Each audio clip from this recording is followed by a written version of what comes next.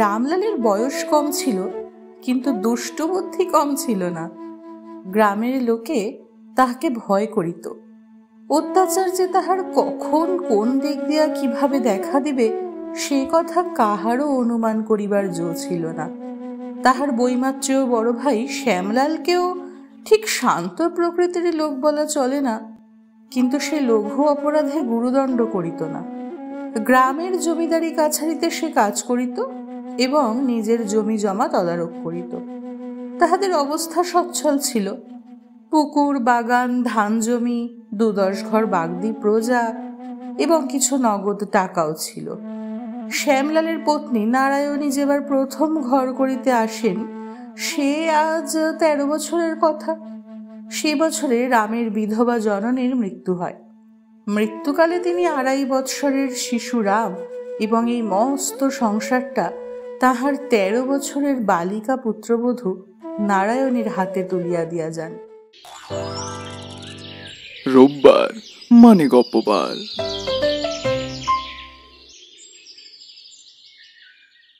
এবৎসর চারিদিকে অত্যন্ত জ্বর হইতেছিল। নারায়ণীও জ্বরে পড়িলেন। 3-4টা গ্রামের মধ্যে একমাত্র খানিকটা পাশ করা ডাক্তার নীলমণি সরকারের 1 টাকা ভিজিট 2 টাকায় চড়িয়া গেল এবং তাহার কুইনিনের পুড়িয়া এরারুট ও ময়দা সহযোগে সুখাদ্য হইয়া উঠিল। 7 দিন কাটিয়া গেল, নারায়ণীর জ্বর ছাড়ে না। শ্যামলাল চিন্তিত হইয়া উঠিলেন। বাড়ির দাসী নৃত্যকালী ডাক্তার ডাকিতে গিয়াছিল। ফিরিয়া আসিয়া বলিল, আজ তাকে ভিন গায়ে যেতে হবে, সেখানে 4 টাকা ভিজিট, আসতে পারবে না। আমিও না হয় 4 টাকাই দেব। টাকা আগে না প্রাণ আগে? যা তুই চামারটাকে ডেকে আনগে। নারায়ণী ঘরের ভিতর হইতে সে কথা শুনিতে পাইয়া ক্ষীণ স্বরে ডাকিয়া বলিলেন, ওগো, কেন তুমি অত ব্যস্ত হচ্ছ? ডাক্তার না হয় কালই আসবে। একদিনে আর কি খেতে হবে? রামলাল উঠানের একধারে পিয়ারা তলায় বসিয়া পাখির খাঁচা তৈরি করিতেছিল। উঠিয়া আসিয়া বলিল, তুই থাক নেত্য, আমি যাচ্ছি। দেবরটির সাড়া পাইয়া উদ্বেগে নারায়ণী উঠিয়া বসিয়া বলিলেন, ওগো, ওগো, রামকে মানা করো। ও রাম, মাথা খাস আমার, যাসনে, যাসনে লক্ষ্মী ভাইটি আমার। ছি দাদা, ঝগড়া করতে নেই। রাম কর্ণপাত করিল না, বাহির হইয়া গেল। 5 বছরের ভ্রাতুষ্পুত্র তখনও কাঠিগুলি ধরিয়া বসিয়াছিল। কহিল, খাঁচা বুনবে না কাকা? বুনবো খন। নারায়ণী কপালে করাঘাত করিয়া কাঁদো কাঁদো হইয়া স্বামীকে উদ্দেশ্য করিয়া বলিলেন, কেন, কেন তুমি ওকে যেতে দিলে? দেখো কি কাণ্ড করে আসে। শ্যামলাল ক্রুদ্ধ ও বিরক্ত হইয়াই ছিলেন। রাগিয়া বলিলেন, আমি কি করব? তোমার মানা শুনলো না, আর আমার মানা শুনবে? হাত ধরলে না কেন?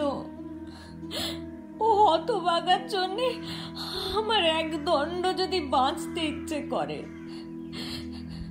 অনেক তো লক্ষ্মী মা আমার, দাঁড়িয়ে থাকিস নে, ভোলাকে পাঠিয়ে দেগে, বুঝিয়ে সুঝিয়ে ফিরিয়ে আনু। সে এখনো হয়তো গরু নিয়ে মাঠে যায়নি। নিত্যকালী ভোলার সন্ধানে গেল। রাম নীলমণি ডাক্তারের বাটিতে আসিয়া উপস্থিত হইল। ডাক্তার তখন ডিসপেন্সারিতে, অর্থাৎ একটা ভাঙা আলমারির সামনে একটা ভাঙা টেবিলে বসিয়া নিক্তি হাতে ঔষধ ওজন করিতেছিলেন। 4-5 জন রোগী হাঁ করিয়া তাহাই দেখিতেছিল। ডাক্তার আর চোখে চাহিয়া নিজের কাজে মন দিলেন। রাম মিনিটখানেক চুপ করিয়া থাকিয়া বলিল, বৌদির জ্বর সারে না কেন? ডাক্তার নিক্তিতে চক্ষু নিবদ্ধ রাখিয়াই বলিল, আমি কি করব? ওষুধ দিচ্ছি। ছাই দিচ্ছ? পচা ময়দার গুঁড়োতে অসুখ কি ভালো হয়? কথা শুনিয়া নীলমণি ওজন নিক্তি সব তুলিয়া চোখ রাঙা করিয়া বাক্যশূন্য হইয়া চাহিয়া রহিলেন। এত বড় শক্ত কথা মুখে আনিবার স্পর্ধা যে সংসারের কোনো মানুষের থাকিতে পারে তিনি তাহা জানিতেন না। ক্ষণিক পরে গর্জিয়া উঠিলেন, পচা ময়দার গুঁড়ো? তবে নিতে আসিস কেন রে? তোর দাদা পায়ে ধরে ডাকতে পাঠায় কেন? হ্যাঁ, এদিকে আর ডাক্তার নেই, তাই ডাকতে পাঠায়, থাকলে পাঠাতো না। লোকগুলা স্তম্ভিত হইয়া শুনিতেছিল। তাহাদিগের পানে চাহিয়া দেখিয়া সে পুনর্বার বলিল, তুমি ছোট জাত, বামুনের মান মর্যাদা জানো না, তাই বলে ফেললে পায়ে ধরে ডাকতে পাঠায়। দাদা কারো পায়ে ধরে না, আসবার সময় বৌদি মাথার দিব্যি দিয়ে ফেলেছে, নইলে দাঁতগুলো তোমার সদ্যই ভেঙে দিয়ে ঘরে যেতুম। তা শোনো, ভালো ওষুধ এখনই নিয়ে এসো, দেরি করো না। আজ যদি জ্বর না ছাড়ে, ওই যে সামনে কলমের আমবাগান করেছ, বেশি বড় হয়নি তো, ও কুড়ুলের এক এক ঘায়েই কাত হবে। ওর একটিও আজ রাত্রিরে থাকবে না। কাল এসে শিশি বোতলগুলো গুঁড়ো করে দিয়ে যাব। বলিয়াই সে বাহির হইয়া চলিয়া গেল। ডাক্তার নিক্তি ধরিয়া আড়ষ্ট হইয়া বসিয়া রহিলেন। একজন বৃদ্ধ তখন সাহস করিয়া বলিল, ডাক্তারবাবু, আমি বলি কি, আর বিলম্ব করো না। ভালো ওষুধ লোকানো টোকানো যা আসে তাই নিয়ে যাও। ও রাম ঠাকুর যা বলে গেছে তা ফলাবে, তবে ছাড়বে। ডাক্তারের নিক্তি রাখিয়া বলিলেন, আমি থানায় দারোগার কাছে যাব, তোমরা সবাই সাক্ষী। সাক্ষী? এই সাক্ষী কে দেবে বাবু? আমার তো কুইনাইন খেয়ে কান যে ভোঁ ভোঁ করতেছে। রাম ঠাকুর কি যে বলে গেল তাও তো শুনতে পেলুম না। দারোগা কি করবে বাবু? ও দেবতাটি দেখতে ছোট, কিন্তু ওনার বাগদি ছোকরার দলটি ছোট নয়। ঘরে আগুন দিয়ে পুড়িয়ে মারলে তখন থানার লোক দেখতে আসবে না। দারোগা বাবু বরং একাটি খড় দিয়ে উপকার করবে। ও সব আমরা পারবো না, ওনাকে সবাই ডরায়।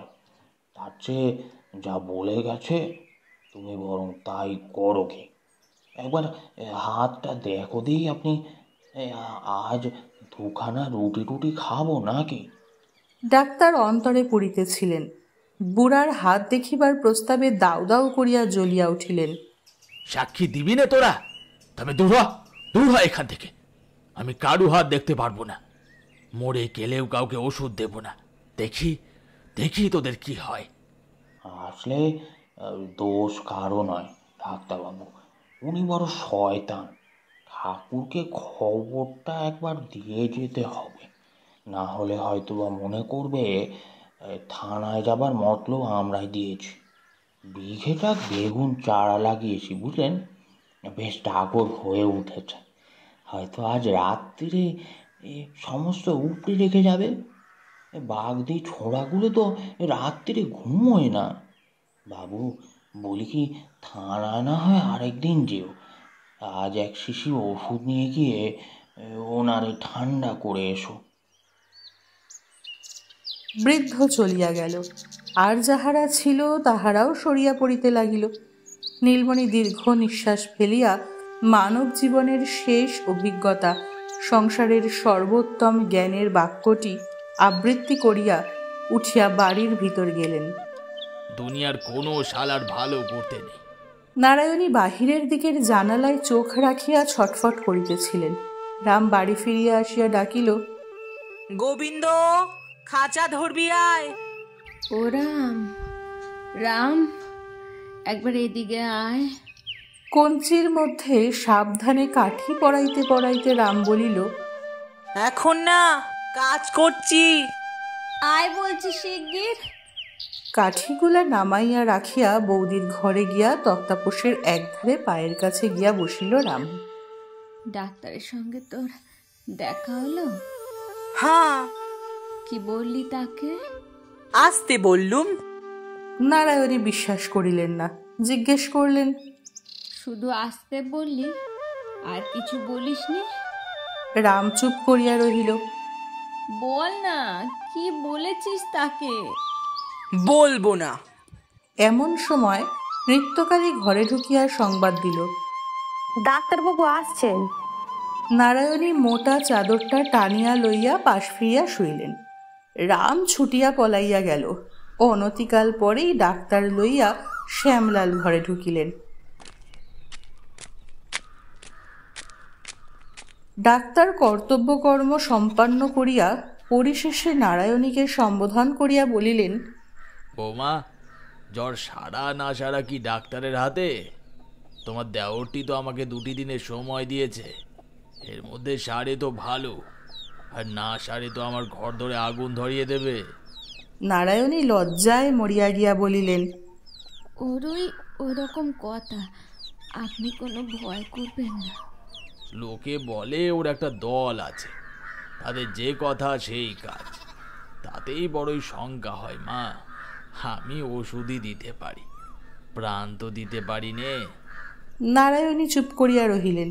শ্যামলাল রুষ্ট হইয়া বলিলেন, ও ছোঁড়া একদিন জেলে যাবে তা জানি, কিন্তু ওই সঙ্গে আমাকেও না যেতে হয়, তাই ভাবি। আজ নীলমণি শোবার ঘরের সিন্দুক খুলিয়া আসল কুইনিন এবং টাটকা ঔষধ আনিয়াছিলেন। তাহাই ব্যবস্থা করিয়া ফিরিবার সময় শ্যামলাল 4 টাকা ভিজিট দিতে গেলে তিনি জিভ কাটিয়া বলিলেন,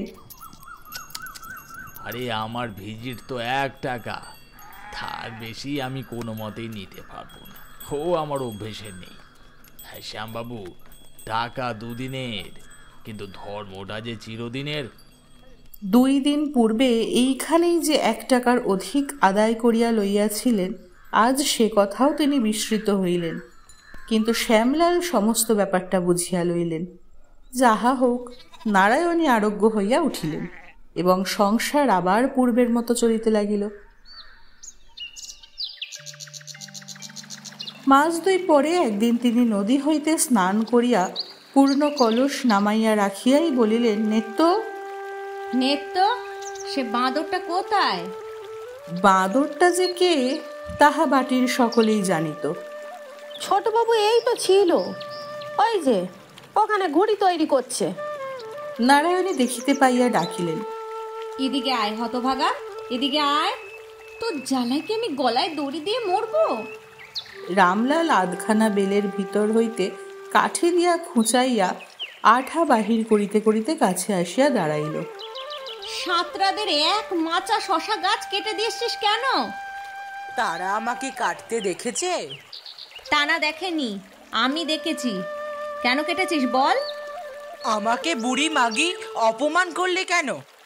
অপমানের কথা পরে হবে, তুই চুরি করছিলি কেন তাই আগে বল। রামলাল রীতিমতো বিস্মিত ও ক্রুদ্ধ হইয়া বলিল, চুরি করছিলুম? কখনো না। এতটুকু একটু শশা নিলে বুঝি চুরি করা হয়? হ্যাঁ বাঁদর, 100 বার হয়। বুড়ো ধাড়ি, তাকে চুরি করা বলে ওই কচি ছেলেটা জানে। দাঁড়িয়ে থাক এক পায়ে, পাঁচি কোথাকার, দাঁড়া বলছি। এ বাড়িতে কচি খোকা গোবিন্দ ছিল রামের বাহন। 24 ঘন্টাই সে কাকার কাছে থাকিত এবং সব কাজে সাহায্য করিত। রামের হুকুম মতো এতক্ষণ সে ঘুড়ি ধরিয়াছিল। গোলমাল শুনিয়া সেটা ছাড়িয়া দিয়া মায়ের কাছে আসিয়া দাঁড়াইল। রাম ইতস্তত করিতেছে দেখিয়া চট করিয়া বলিল, কাকা দাঁড়াও 1 পায়ে এমনি করে। বলিয়া সে একটা পা তুলিয়া দাঁড়াইবার প্রণালীটা দেখাইতেছিল। রাম ঠাস করিয়া তাহার গালে একটা চর কষাইয়া দিয়া পিছন ফিরিয়া 1 পায়ে দাঁড়াইল।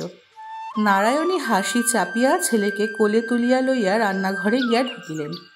মিনিট 2 পরে ফিরিয়া আসিয়া দেখিলেন সে তেমনই করিয়া 1 পায়ে দাঁড়াইয়া কোঁচার খুঁট দিয়া ঘন ঘন চোখ মুছিতেছে। আচ্ছা যা, হয়েছে, আর এমন করিস নে। রাম সে কথা শুনিল না। রাগ করিয়া তেমনি ভাবে এক পায়ে দাঁড়াইয়া চোখ মুছিতে লাগিল। নারায়ণী কাছে আসিয়া তাহার বাহু ধরিয়া টানিতে গেলেন। সে শক্ত হইয়া দাঁড়াইয়া প্রবল বেগে ঝাড়া দিয়া তাহার হাত সরাইয়া দিল।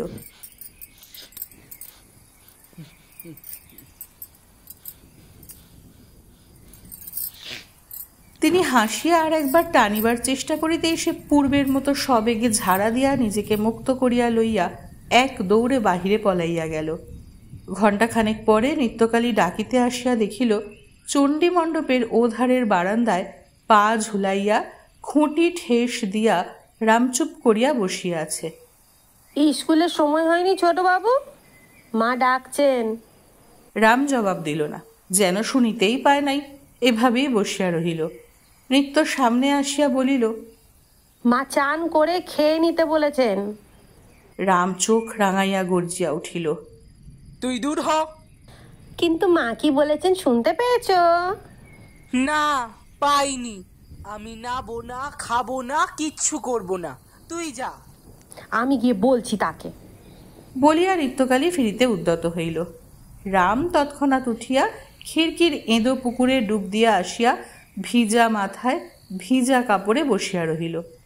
নারায়ণী খবর পাইয়া ব্যাকুল হইয়া ছুটিয়া আসিলেন।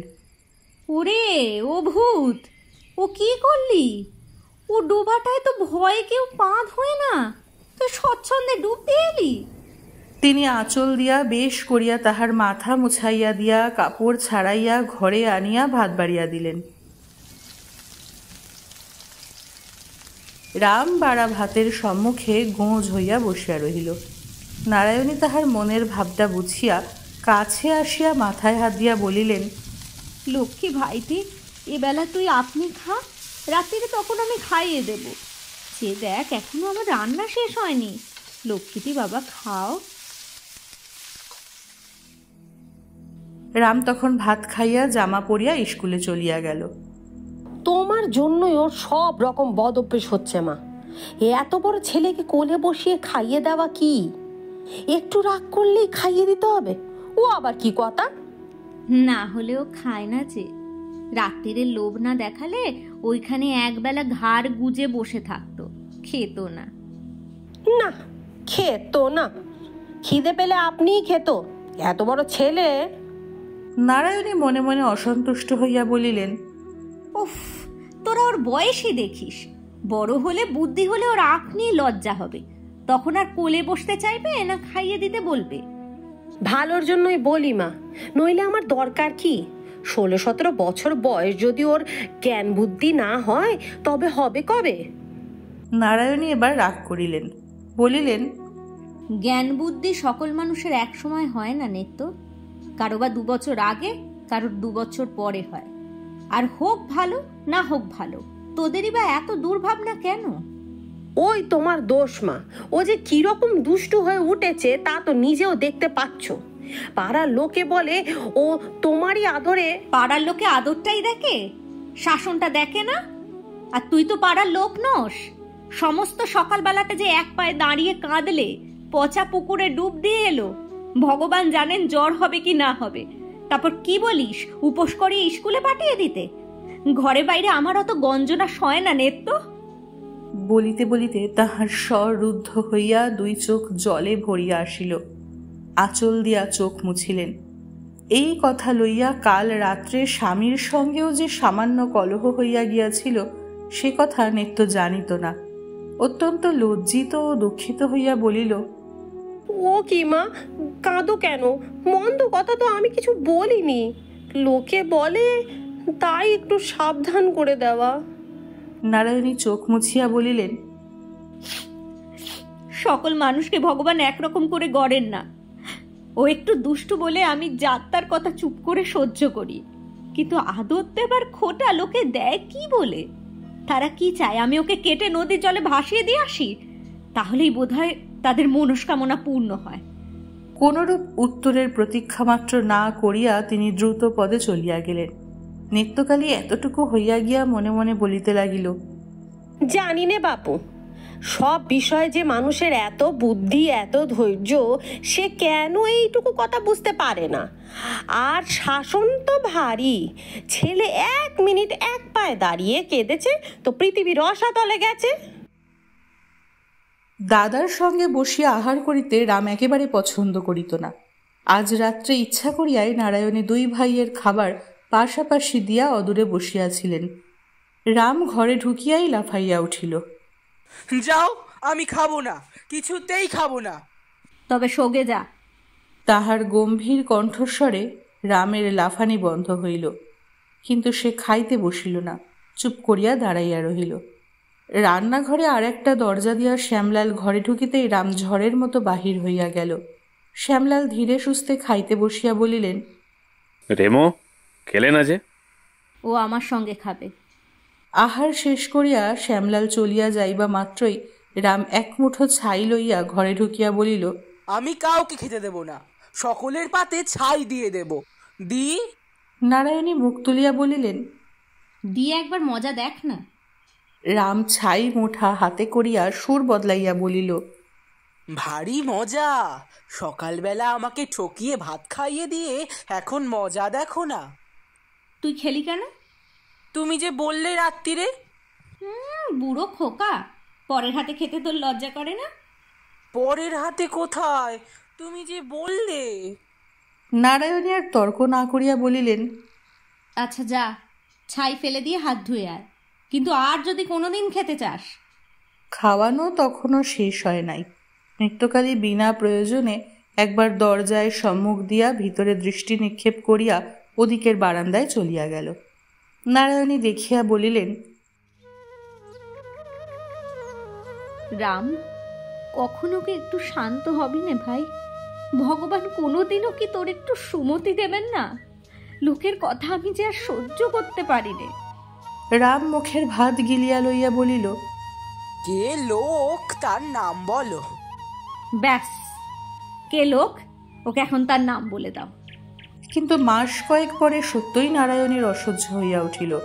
তাহার বিধবা মা দিগম্বরী 10 বছরের কন্যা সুরধনীকে লইয়া এতদিন কোনো মতে তাহার ভাইয়ের বাড়িতে দিন কাটাইতেছিলেন। হঠাৎ সেই ভাইটির মৃত্যু হওয়ায় তাহার আর দাঁড়াইবার স্থান রহিল না। নারায়ণী স্বামীকে সম্মত করাইয়া তাহাদিগকে আনাইতে লোক পাঠিয়া দিলেন। তাহারা আসিলেন এবং আসিয়াই দিগম্বরী মেয়েকে তো ডিঙাইয়া গেলেনই, সেই সুবাদে রামকেও ডিঙাইবার জন্য পা বাড়াইতে লাগিলেন। প্রথম হইতেই তিনি রামকে বিদ্বেষের চোখে দেখিতে লাগিলেন। আজ সকালবেলা রাম 2-3 হাত একটা অশ্বত্থ চারা আনিয়া উঠানের মাঝখানে পুঁতিতে আরম্ভ করিয়া দিল। রান্নাঘরের দাওয়ায় বসিয়া দিগম্বরী মালা ঘুরাইতে ঘুরাইতে সমস্ত লক্ষ্য করিয়া তীক্ষ্ণ স্বরে বলিলেন, ওটা কি হচ্ছে রাম? রাম তাহার দিকে চাহিয়া বলিল, অসত্য গাছটা বড় হলে বেশ ছায়া হবে গো। মাস্টার মশাই বলেছে অসত্যের ছায়া খুব ভালো। গোবিন্দ, যা ঘটি করে জল নিয়ে আয়।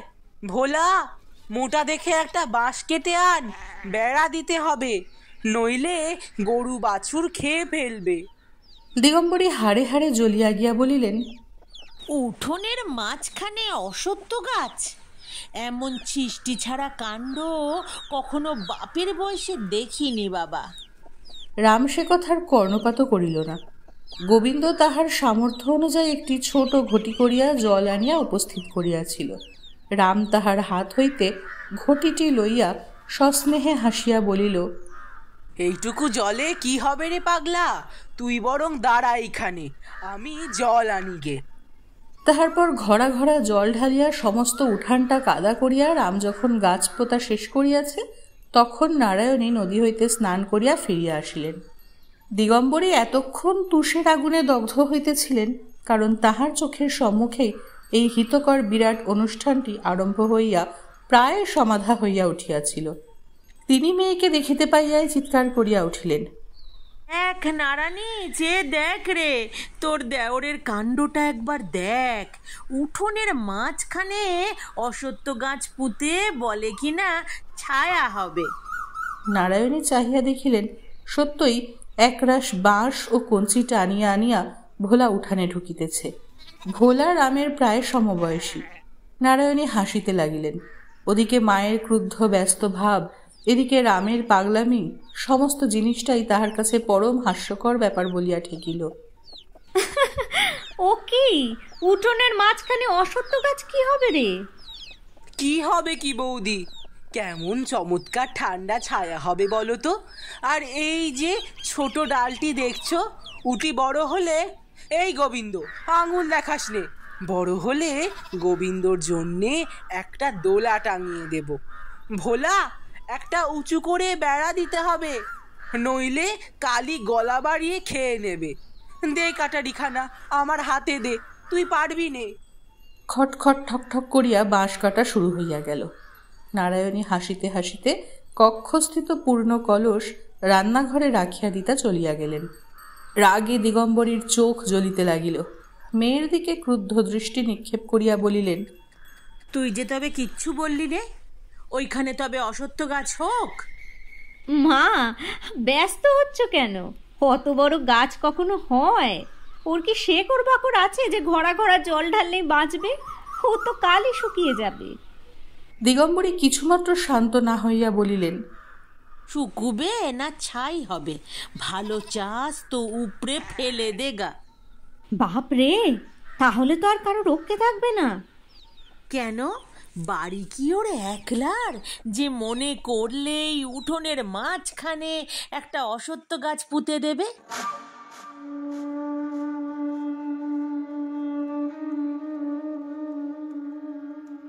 তোরা কি কেউ নস রে? আমার গোবিন্দটা কি কেউ নয়? মা গো মা, অশ্বত্থ গাছের ওপর এসে রাজ্যের কাক, চিল, শকুনি সব বাসা করবে, হাড় গোড় ফেলে নোংরা করবে। আমি নারানি তাহলে এখানে আর থাকতে পারবো না। ও কি তোদের এত ভয়টা কি জন্য রে শুনি? আমার যদি বাড়ি হতো নারানি, তাহলে দেখতুম ও কত বড় বজ্জাত, একদিনে সোজা করে দিতুম। ছেলে মানুষ, ওর এখন বুদ্ধি কি মা? বুদ্ধি থাকলে কি কেউ নিজের বাড়ির উঠোনে অশ্বত্থ গাছ পোতে? দুদিন থাক, তারপরে ও আপনি ফেলে দেবে। ফেলে দেবে? ও কেন দেবে? আমি নিজেই দেব। না মা, ও কাজ করো না। তোমাকে বলছি, ওকে চেনো না। আমি ছাড়া ওর বড় ভাইও ছুঁতে সাহস করবে না মা। আজকের দিনটা যাক। আচ্ছা আচ্ছা, তুই কাপড় ছাড়গে যা। দুপুরবেলা নারায়ণী নিজের ঘরে বসিয়া বালিশের ওয়ার সেলাই করিতেছিলেন। নিত্য ছুটিয়া আসিয়া খবর দিল, মা, সর্বনাশ হয়েছে। দিদিমা ছোট বাবুর গাছ ফেলে দিয়েছে। সেই স্কুল থেকে এসে কাউকে বাঁচতে দেবে না। নারায়ণী সেলাই ফেলিয়া ছুটিয়া আসিয়া দেখিলেন সত্যই গাছটি নাই। বলিলেন, মা, রামের গাছ কি হলো? দিগম্বরী মুখ হাঁড়িপানা করিয়া আঙুল দিয়া দেখাইয়া বলিলেন, ওই। নারায়ণী কাছে আসিয়া দেখিলেন সেটি শুধু তুলিয়া ফেলা হয় নাই, মুচড়াইয়া ভাঙিয়া রাখা হইয়াছে। তখনই নিঃশব্দে তুলিয়া বাহিরে ফেলিয়া দিয়া নারায়ণী ঘরে চলিয়া গেলেন। স্কুল হইতে ফিরিয়া আসিয়া রাম সর্বাগ্রে তাহার গাছটি দেখিতে গিয়া একেবারে লাফাইয়া উঠিল। বই খাতা ছুড়িয়া ফেলিয়া দিয়া চিৎকার করিয়া উঠিল, বৌদি, আমার গাছ! নারায়ণী রান্নাঘর হইতে বাহিরে আসিয়া বলিলেন, বলছি এদিকে আয়। না, যাব না। কই আমার গাছ? এদিকে আয় না বলছি। রাম কাছে আসিতেই তিনি হাত ধরিয়া ঘরে লইয়া গিয়া কোলের উপর বসাইয়া মাথায় মুখে হাত বুলাইয়া বলিলেন, মঙ্গলবারে কি অশ্বত্থ গাছ পুঁততে আছে রে? রাম শান্ত হইয়া জিজ্ঞাসা করিল, কেন, কি হয়? তাহলে বাড়ির বড় বউ মরে যায় যে। রাম এক মুহূর্তে ম্লান হইয়া গিয়া বলিল, যা, মিছে কথা। না রে, মিছে কথা নয়, পাঁজিতে লেখা আছে। কই পাঁজি দেখি। নারায়ণী মনে মনে বিপদগ্রস্ত হইয়া অকস্মাৎ গভীর বিস্ময় প্রকাশ করিয়া বলিলেন, তুই কি ছেলে রে? মঙ্গলবার পাঁজির নাম করতে নেই। তুই দেখবে কি রে? এ কথা যে ভোলাও জানে। আচ্ছা ডাক তাকে। এত বড় অজ্ঞতা পাছে ভোলার কাছে প্রকাশ হইয়া পড়ে, এ ভয়ে সে তৎক্ষণাৎ অপ্রতিভ হইয়া তাহার দুই বাহু দিয়া মাতৃসমা বড় বধূর গলা জড়াইয়া ধরিয়া বুকের মধ্যে মুখ লুকাইয়া বলিল, এ আমিও জানি, কিন্তু ফেলে দিলে আর দোষ নেই না বৌদি? নারায়ণী তাহার মাথাটা বুকের মধ্যে চাপিয়া ধরিয়া বলিলেন, না, আর দোষ নেই। তাহার চোখ দুটি জলে ভিজিয়া উঠিল। মৃদু কণ্ঠে বলিলেন, হ্যাঁ রে রাম, আমি মরে গেলে তুই কি করবি? রাম সবেগে মাথা নাড়িয়া বলিল, যা, বলতে নেই।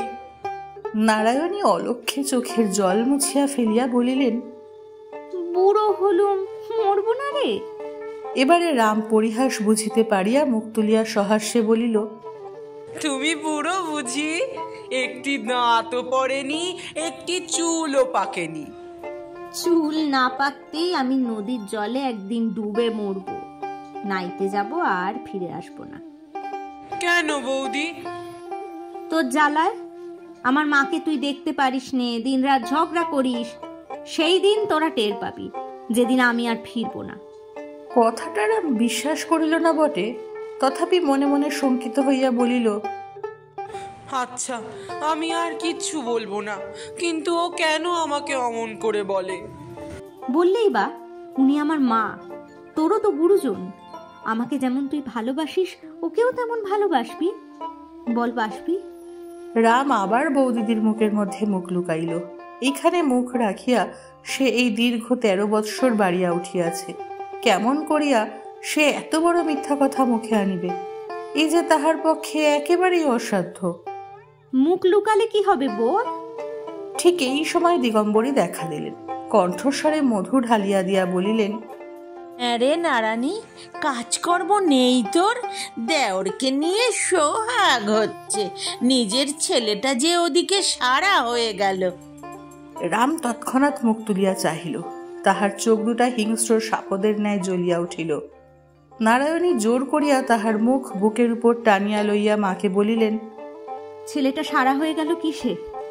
কিসে? বেশ, বলিয়াই দিগম্বরী প্রস্থান করিলেন। বানাইয়া বলিবার মতো একটা মিথ্যা কথাও তিনি খুঁজিয়া পাইলেন না। রাম জোর করিয়া মাথা তুলিয়া বলিল, ও ডাইনির আমি গলা টিপে দেব। নারায়ণী তাহার মুখে হাত চাপা দিয়া বলিলেন, চুপ চুপ কর পাজি, মা হয়েছে। দিন চারেক পরে একদিন ভাত খাইতে বসিয়া উহ আহ করিয়া বার দুই জল খাইয়া ভাতের থালাটা টান মারিয়া ফেলিয়া দিয়া উঠিয়া দাঁড়াইয়া রাম নাচিতে লাগিল। ওই ডাইনি বুড়ির রান্না আমি কখনো খাবো না, কখনো খাবো না। ঝালে মুখ জ্বলে গেল। বৌদি, ও বৌদি! চিৎকার শব্দে নারায়ণী আহ্নিক ফেলিয়া ছুটিয়া আসিয়া পড়িলেন। কি কি হলো রে? আমি কখনো খাবো না, কখনো খাবো না, ওকে দূর করে দাও। বলিতে বলিতে ঝড়ের বেগে সে বাহির হইয়া গেল। নারায়ণী স্তম্ভিত হইয়া কিছুক্ষণ দাঁড়াইয়া থাকিয়া কহিলেন, উফ মা, বারবার বলি তরকারিতে তো ঝাল দিও না, ও তো ঝাল খাওয়া এবারে কারো অভ্যাস নেই। হ্যাঁ হ্যাঁ, ঝাল আবার কোথায়? 2টি লঙ্কা শুধু গুলে দিয়েছি, এতেই এত কাণ্ড। নাই দিলে মা 2টো লঙ্কা? কেউ যখন খায় না তখন। চুপ কর নারানী, চুপ কর, চুপ কর। আমাকে আর রান্না শিখতে আসিস নে মা, চুল পাকালুম এই করে। এখন পেটের মেয়ের কাছে আমাকে রান্না শিখতে হবে। ধিক আমাকে, ধিক ধিক। নারায়ণী আর কোনো কথা না বলিয়া রান্নাঘরে গিয়া নূতন করিয়া রাঁধিবার জোগাড় করিতে লাগিলেন। দুয়ারে পা ছড়াইয়া বসিয়া দিগম্বরী কপালে করাঘাত করিয়া উচ্চ ঈশ্বরে কাঁদিয়া উঠিলেন। ভাই রে ভাই, কোথায় আছিস? একবার ডেকে নে, আর সহ্য হয় না রে ভাই। যা মুখে আসে আমাকে তাই বলে গাল দেয় রে। আমি বুড়ি, আমি ডাইনি, আমাকে দূর করে দিতে বলে। আমি এমন মেয়ে জামাইয়ের ভাত খেতে এসেছি, আমার গলায় দড়ি জোটে না রে। এর চেয়ে পথে ভিক্ষে করা শত গুণে ভালো। সুরো সুরো আয় মা, আমরা বাড়ি যাই। আয় আয় মা, এ বাড়িতে আর জলস্পর্শ করবো না রে মা, ভাই রে। সুরধরি কাঁদো কাঁদো হইয়া মায়ের কাছে আসিয়া দাঁড়াইয়াছিল। দিগম্বরী তাহার হাত ধরিয়া চলিয়া যাইতে উদ্যত হইলেন। নারায়ণী বটি কাত করিয়া রাখিয়া উঠিয়া আসিয়া পথরোধ করিয়া দাঁড়াইলেন। না না, আটকাস নে আমাদের নারায়ণী, যেতে দে। আমরা অনাহারে গাছতলায় মরবো সেও ভালো, কিন্তু তোদের ভাত আর খাবো না রে মা, তোদের ঘরে শোবো না। নারায়ণী হাত জোর করিয়া কহিলেন, কার উপর রাগ করে যাচ্ছ মা? আমরা কি কোনো অপরাধ করেছি? আমি কচি খুকি নই নারায়ণী, আমি সবই বুঝি। তোর ইশারা না থাকলে কি ওর কখনো অত সাহস হয় রে? আমি ডাইনি, আমি ডাইনি, আমাকে দূর করে দাও। আচ্ছা আচ্ছা, তাই যাচ্ছি। আমরা তোদের আপদ বালাই গলগ্রহ, পথ ছাড় বলছি। মায়ের দুই পায়ে হাত দিয়া নারায়ণী বলিলেন, আচ্ছা মা, আজকের মতো মাফ করো। আচ্ছা উনি আসুন, তারপর যা ইচ্ছে হয় তাই না হয় করো। তাহার পর হাত ধরিয়া টানিয়া লইয়া গিয়া দুই পায়ে জল ঢালিয়া আঁচল দিয়া মুছাইয়া লইয়া একটা পিঁড়ির উপর বসাইয়া পাখা লইয়া বাতাস করিতে লাগিলেন। ক্রোধটা তাহার তখনকার মতো শান্ত হইল বটে, কিন্তু দুপুরবেলা শ্যামলাল আহারে বসিতেই তিনি কপাটের অন্তরালে ফুঁপাইয়া কাঁদিয়া উঠিলেন। প্রথমটা শ্যামলাল হতবুদ্ধি হইয়া চাহিয়া রহিলেন, পরে একটু একটু করিয়া সমস্ত ব্যাপারটা অবগত হইয়া অর্ধভুক্ত অন্ন ফেলিয়া রাখিয়া উঠিয়া গেলেন। নারায়ণী বুঝিলেন এ রাগ কাহার উপরে। নৃত্যকালী সহ্য করিতে পারিল না। বাড়ির মধ্যে সে ছিল স্পষ্টবাদিনী। চট করিয়া বলিয়া বসিল, দিদিমা, জেনে শুনে ইচ্ছা করে বাবাকে খেতে দিলে না। চোখের জল তো তোমার শুকিয়ে যাচ্ছিল না দিদিমা? না হয় 2 মিনিট পরে বার করতে। দিগম্বরী মুখ কালি করিয়া নিরুত্তরে বসিয়া রহিলেন। দুপুরবেলা রাম কোথা হইতে ঘুরিয়া ফিরিয়া আসিয়া এঘর ওঘর খুঁজিয়া তাহার বৌদিদের ঘরে আসিয়া দেখিল তিনি গোবিন্দকে লইয়া শুইয়া আছেন। ব্যাপারটা তাহার বড় ভালো বোধ হইল না, তথাপি আস্তে আস্তে বলিল, খিদে পায় যে। বৌদিদি কথা কহিলেন না। কি খাবো? নারায়ণী শুইয়া থাকিয়াই বলিলেন, আমি জানি না, যা এখান থেকে। না, যাব না, আমার খিদে পায় না বুঝি। নারায়ণী মুখ ফিরাইয়া রুষ্টভাবে বলিলেন, উফ, আমাকে জ্বালাতন করিস নে তো রাম, নেত্য আছে তাকে বলগে। রাম আর কিছু না বলিয়া বাইরে আসিয়া নেত্যকে খুঁজিয়া বাহির করিয়া বলিল, খেতে দে নেত্য। নেত্য বোধ করি প্রস্তুত হইয়াই ছিল। এক বাটি দুধ, কিছু মুড়ি ও 4-5টা নারকেলের নাড়ু আনিয়া দিল। এই বুঝি? ছোট বাবু, ভালো চাও তো আজ আর হাঙ্গামা করো না। বাবু না খেয়ে কাচারি চলে গেছে, মা উপোস করে গোবিন্দকে নিয়ে শুয়ে আছে। গোলমাল শুনে যদি উঠে আসে, তোমার অদৃষ্টেতে দুঃখ আছে বলে দিচ্ছি। রাম তাহা দেখিয়াই আসিয়াছিল, আর দ্বিরুক্তি না করিয়া খানিকটা দুধ খাইয়া মুড়ি ও নাড়ু কোচরে ঢালিয়া লইয়া পুকুর ধারে গাছতলায় গিয়া বসিল। তাহার আহারে প্রবৃত্তি চলিয়া গিয়াছিল। বৌদি উপোস করিয়া আছে, সে অন্যমনস্ক হইয়া মুড়ি চিবাইতে চিবাইতে ভাবিতে লাগিল, তাহার মুনি ঋষিদের মতো কোনো একটা মন্ত্র জানা থাকিলে এইখানে বসিয়াই সে বৌদির পেট ভরাইয়া দিত। কিন্তু মন্ত্র না জানিয়া কি উপায়ে যে কি করা যায়, ইহা সে কোনো মতে স্থির করিতে পারিল না। ফিরিয়া গিয়া তাহাকে খাইবার জন্য অনুরোধ করিতে তাহার লজ্জা করিতেও লাগিল। তাছাড়া দাদা যে খায়নি, অনুরোধ করিলেই বা কি হইবে? সে কোঁচর হইতে মুড়ি প্রভৃতি জলের উপর ছড়াইয়া ফেলিয়া দিয়া ঘুরিয়া বেড়াইতে লাগিল। কেবলই মনে হইতে লাগিল বৌদি উপোস করিয়া আছে। কথাটা সে মনে মনে যত রকম করিয়াই আবৃত্তি করিল, ততবারই তাহার মনের মধ্যে ছুঁচ ফুটিল। রাত্রে শ্যামলাল ভারজাকে বলিলেন, আমার আর সহ্য হয় না, ওকে নিয়ে আর বাস করা চলে না। কার কথা বলছো? রামের কথা। তোমার মা আমাকে 4-5 দিন ধরে ক্রমাগত বলছেন, রাম ওকে না হোক অপমান করেছে। আমি 5 জন ভদ্রলোক ডেকে বিষয় আশায় সমস্ত ভাগ করে ওকে আলাদা করে দেব। আমি আর পারি না। নারায়ণী স্তম্ভিত হইয়া ক্ষণকাল বসিয়া থাকিয়া বলিলেন, কি, রামকে আলাদা করে দেবে?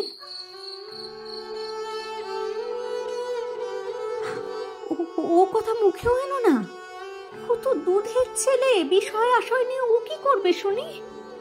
দুধের ছেলেই বটে, আর বিষয় সম্পত্তি নিয়ে ও কি করবে সে ওই জানে। ও জানে না, আমি জানি। কিন্তু মা বুঝি তোমাকে 4-5 দিন ধরে ক্রমাগত ওই কথা বলে বেড়াচ্ছেন? শ্যামলাল একটু অপ্রতিভ হইয়া ইতস্তত করিয়া বলিলেন, না, উনি কিছুই বলেন না। লোকেরও তো চোখ আছে গো, আমি নিজেকে কিছুই দেখতে পাই না, তাই তুমি মনে করো? না, আমি তা মনে করিনি। কিন্তু ওর কে আছে? কাকে নিয়ে ও পৃথক হবে? মা আছে, না বোন আছে, না একটা মাসি পিসি আছে? কে ওকে রেঁধে খাওয়াবে? আমি ওসব জানি না। মুখে বলিলেন বটে জানি না, কিন্তু অন্তরে জানিতেছিলেন। এত বড় সত্যটা না জানিয়া পথ কোথায়? নারায়ণী কি কথা বলিতে গেলেন, কিন্তু তাহার ওষ্ঠাধর কাঁপিয়া উঠিল। তাই কিছুক্ষণ চুপ করিয়া থাকিয়া নিজেকে সামলাইয়া লইয়া ভারী গলায় বলিলেন, দেখো, 13 বছর বয়সে মেয়েরা যখন পুতুল খেলে বেড়ায়, তখন মা আমার মাথায় মস্ত সংসারটা ফেলে দিয়ে স্বচ্ছন্দে স্বর্গে চলে গেলেন। তিনি দেখছেন এ ভার আমি বইতে পেরেছি কিনা। রেঁধেছি, বেড়েছি, ছেলে মানুষ করেছি, লোক লৌকিকতা, কুটুম্ব, সংসার সমস্ত এই একটা মাথায় বয়ে আর 26 বছরের আধবুড়ো মাগি হয়েছি। এখন আমার ঘরকন্নার মধ্যে যদি তুমি হাত দিতে আসো, সত্যি বলছি তোমাকে, আমি নদীতে ডুব দিয়ে মরবো। তখন আরেকটা বিয়ে করে রামকে আলাদা করে দিয়ে যেমন ইচ্ছে তেমনি করে সংসার করো। আমি দেখতেও যাব না, আর বলতেও যাব না, কিন্তু এখন নয়। শ্যামলাল মনে মনে স্ত্রীকে ভয় করিতেন, আর কথা কহিলেন না। কথাটা এইখানেই সে রাত্রে বন্ধ হইয়া রহিল।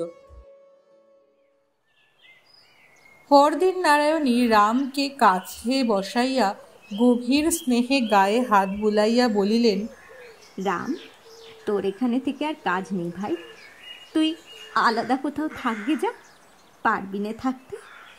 রাম তৎক্ষণাৎ সম্মত হইয়া একগাল হাসিয়া বলিল, পারবো বৌদি। তুমি, আমি, গোবিন্দ আর ভোলা কবে যাওয়া হবে বৌদি? নারায়ণী নিরুত্তর হইয়া রহিলেন। ইহার পরে কি বলিবেন তিনি? কিন্তু রাম কথাটা থামিতে দিল না। সে উৎসাহিত হইয়া উঠিয়াছিল, বলিল, কবে যাবে বৌদি? তিনি সে কথার উত্তরে তাহার মুখটা বুকের উপর টানিয়া লইয়া বলিলেন, তোর বৌদিকে ছেড়ে একলা থাকতে পারবি না?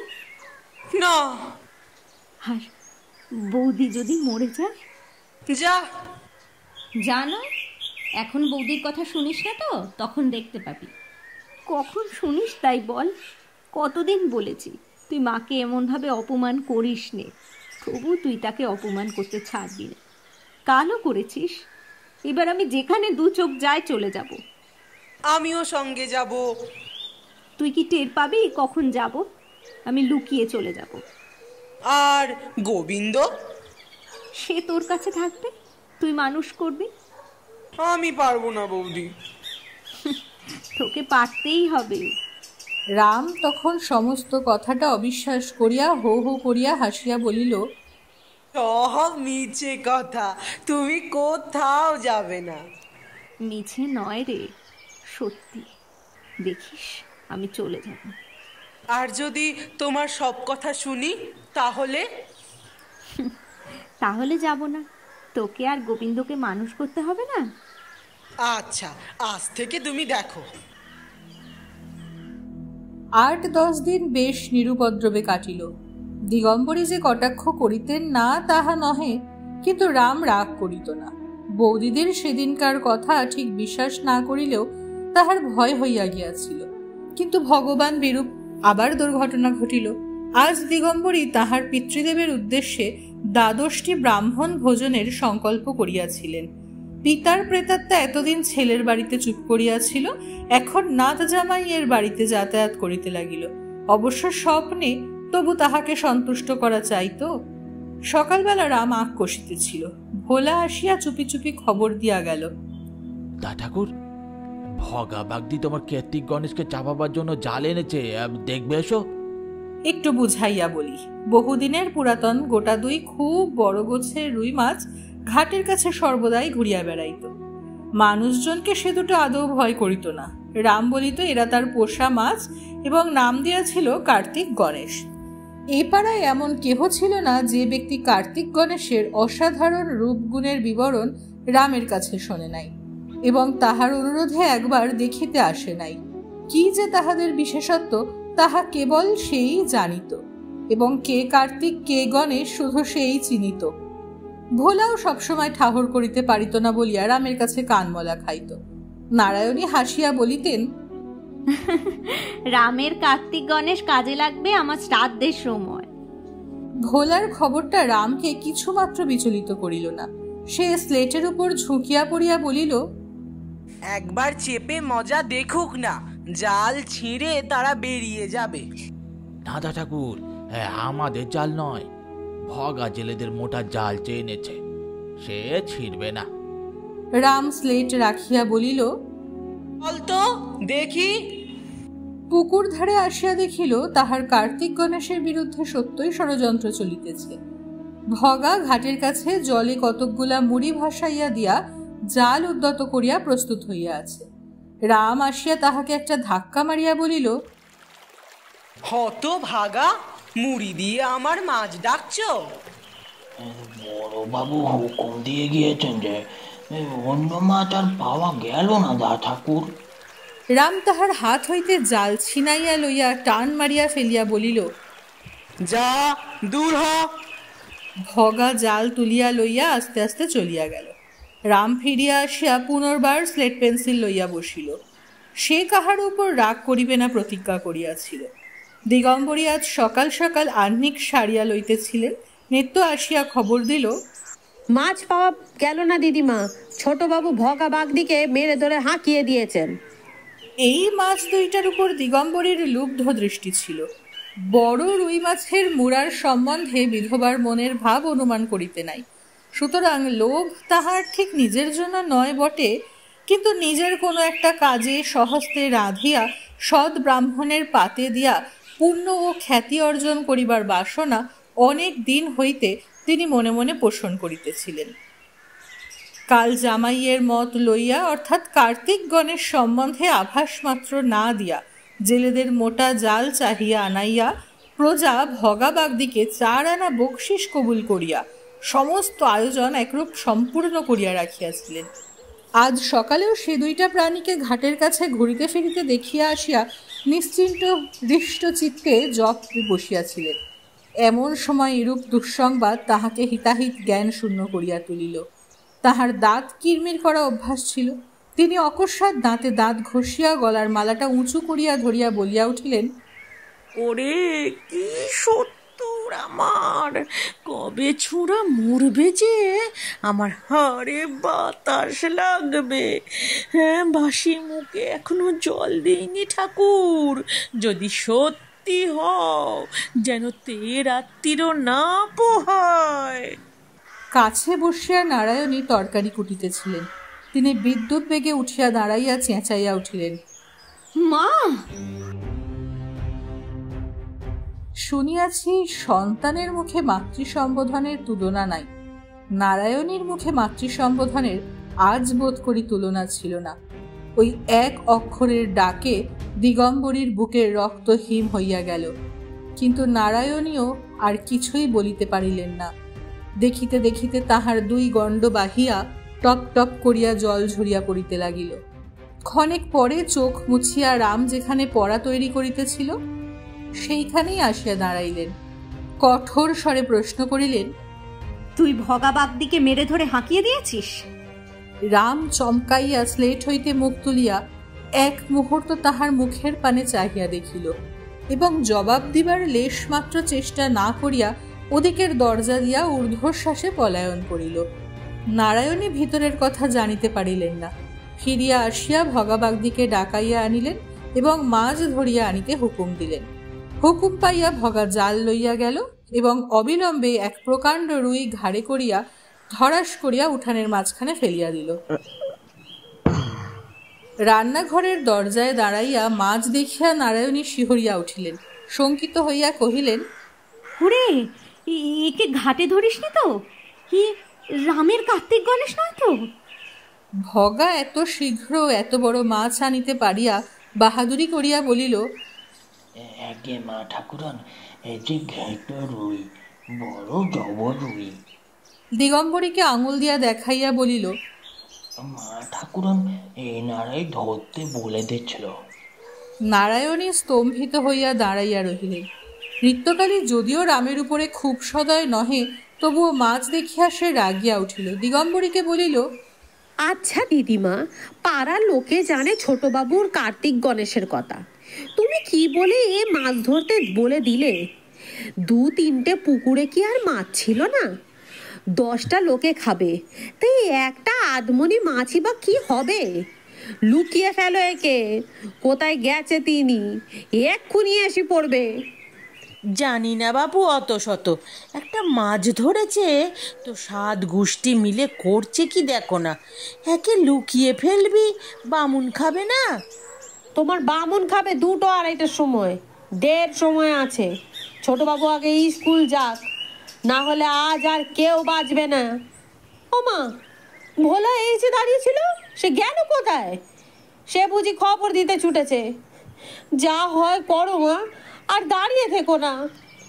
জগা 4 আনা পয়সার লোভে জাল চাহিয়া আনিয়াছিল। ব্যাপার দেখিয়া নগদ আদায়ের আশা ছাড়িয়া জাল লইয়া প্রস্থান করিল। প্রয়োজন হইলে কখন কোন স্থানে রামকে পাওয়া যাইবে ভোলা তাহা জানিত। সে ছুটিয়া গিয়া বাগানের উত্তর ধারের পেয়ারা তলায় আসিয়া উপস্থিত হইল। রাম একটা ডালের উপর বসিয়া পা ঝুলাইয়া পেয়ারা চিবাইতেছিল। ভোলা হাঁপাইতে হাঁপাইতে বলিল, দেখবে দা ঠাকুর, ভগা ভগা তোমার কার্তিককে মেরেছে। রাম চিবানো বন্ধ করিয়া বলিল, যা। সত্যি দা ঠাকুর, মা হুকুম দিয়ে ধরিয়েছে, এখনো উঠোনে পড়ে আছে, দেখবে চলো। রাম ঝুপ করিয়া লাফাইয়া পড়িয়া দৌড়িল এবং ঝড়ের বেগে ছুটিয়া আসিয়া উঠানের মাঝখানে একবার থমকিয়া দাঁড়াইয়া চিৎকার করিয়া উঠিল, ওগো, এই তো আমার গণেশ। বৌদি, তুমি হুকুম দিয়ে আমার গণেশকে ধরালে। বলিয়াই মাটির উপর উপুর হইয়া পড়িয়া কাটা ছাগলের মতো সে পা ছুঁড়িতে লাগিল। শোকটা যে তাহার কিরূপ সত্য, কিরূপ দুর্দম, সে বিষয়ে দিগম্বরীও বোধ করি সংশয় রইল না। তাহাকে খাওয়াইবার জন্য রাত্রে নারায়ণী টানাটানি করিতে লাগিলেন। রাম তাহার হাত ছুঁড়িয়া ফেলিয়া দিল এবং সমস্ত দিন উপবাসের পর গোটা 5-6 ভাত মুখে দিয়া উঠিয়া গেল। দিগম্বরী আড়ালে দাঁড়াইয়া জামাইকে বলিলেন, তুমি একবার বলো না অজামাই, তুমি একবার বলো, না হলে নারায়ণী খাবে না। সে সারাদিন উপোস করে আছে। উপোস কেন? দিগম্বরী কান্নার অভাবে কণ্ঠস্বর করুণ করিয়া বলিলেন, আমার 100 ঘাট হয়েছে বাবা, কিন্তু কেমন করে জানবো বলো? পুকুর থেকে বামুন ভোজনের জন্য একটা মাছ ধরালে যে মহাভারত তেমন অশুদ্ধ হয়ে যায়। শ্যামলাল বুঝিতে না পারিয়া ডাকিলেন, নেত্য, কি হয়েছে রে? নেত্য আড়াল হইতে বলিল, সেটা ছোট বাবুর গণেশ। রেমোর কার্তিক গণেশের একটা নাকি? হ্যাঁ। আর বলিতে হইল না। তিনি আগাগোড়া ব্যাপারটা বুঝিয়া লইয়া বলিলেন, তবে আর খেতে বলে কি হবে? সে খায়নি, ও খাবে কি? এমন কাণ্ড হবে জানলে বামুন খাওয়াবার কথাও তুলতাম না বাবা। ও নিজে কেনই বা হুকুম দিয়ে মাছ ধরালে, কেনই বা এমন ধারা করছে, তা সে ওই জানে বাবা। আমি তো চুপ করেছিলাম, তবু সব দোষ যেন আমারই হলো। আমাদের না হয় আর কোথাও পাঠিয়ে দাও বাবা, এখানে আমার এক দণ্ড থাকতে আর ভরসা হয় না গো। একটুখানি চুপ করিয়া রীতিমতো কান্নার সুরে পুনরায় শুরু করিলেন,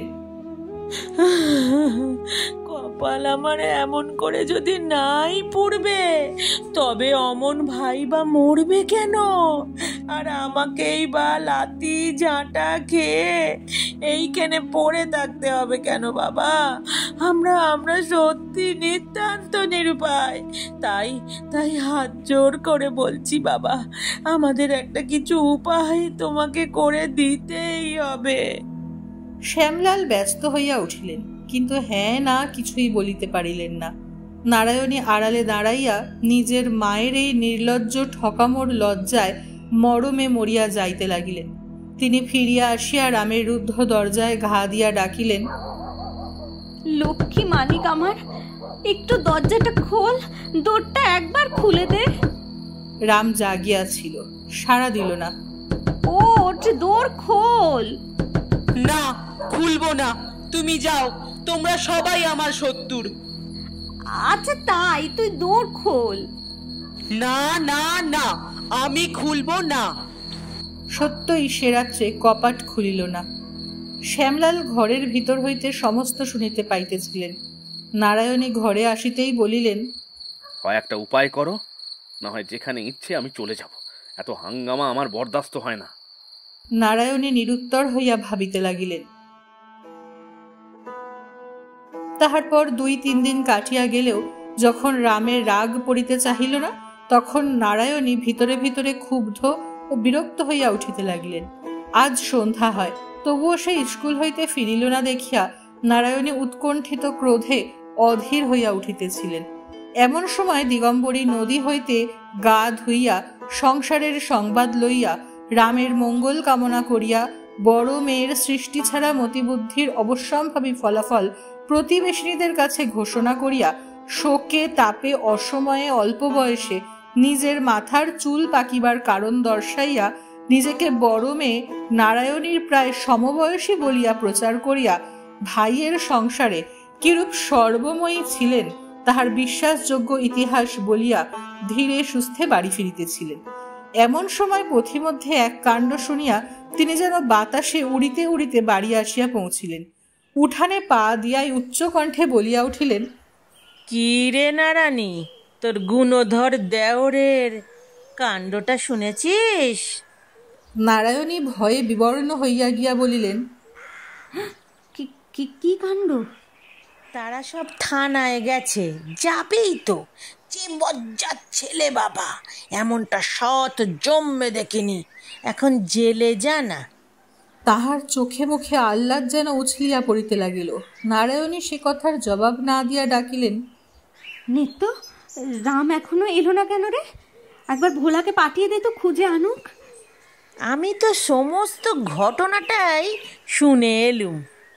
নিত্য শুনিবার আগ্রহে হাঁ করিয়া দাঁড়াইল।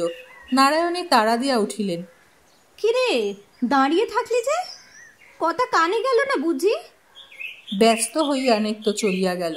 দিগম্বরী কণ্ঠস্বরে উদ্বেগ টানিয়া আনিয়া বলিলেন, কি রে, কি হয়েছে জানিস? নারানী, জানিস? তুমি ভিজে কাপড় ছাড়োগে মা, তারপরে না হয় শুনবো, বলো। বলিয়া তিনি অন্যত্র চলিয়া গেলেন। দিগম্বরী অবাক হইয়া মনে মনে বলিলেন, বাপরে, মেয়ের রাগ দেখো বাবা। এমন একটা কাণ্ড আনুপূর্বিক বলিতে না পাইয়া তাহার পেট খুলিতে লাগিল। সে কাণ্ডটার সংক্ষেপে এই, গ্রামের স্কুলে জমিদারদের একটি ছেলে পড়িত। আজ টিফিনের সময় তাহার সহিত রামের তর্ক বাঁধিল। বিষয়টা জটিল, তাই মীমাংসা না হইয়া মারামারি হইয়া গেল।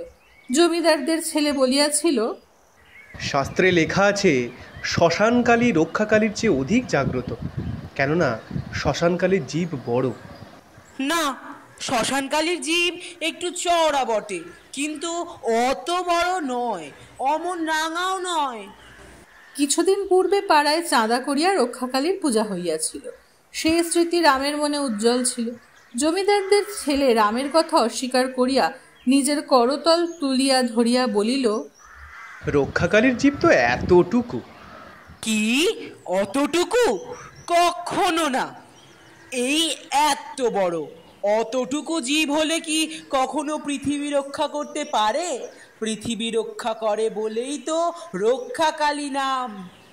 তারপর আর 2-1 কথা এবং তারপরেই ঘুষাঘুষি। জমিদারদের ছেলের গায়ে জোর ছিল কম, সুতরাং মার সেই বেশি খাইল। নাক দিয়াও ফোঁটা 2 রক্ত বাহির হইল। এই ক্ষুদ্র স্কুলের জীবনে এত বড় কাণ্ড ইতিপূর্বে ঘটে নাই। যে জমিদারের স্কুল তাহারই পুত্রের নাকে রক্ত।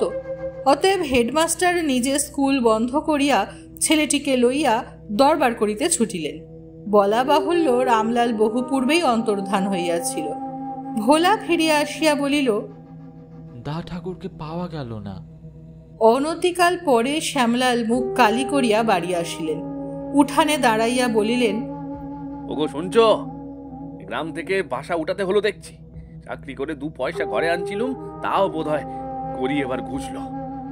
নারায়ণী ভাড়ার হইতে বাহির হইয়া একটা চৌকাঠে ভর দিয়া শুষ্ক কণ্ঠে জিজ্ঞাসা করিলেন, তারা থানায় গেছেন না?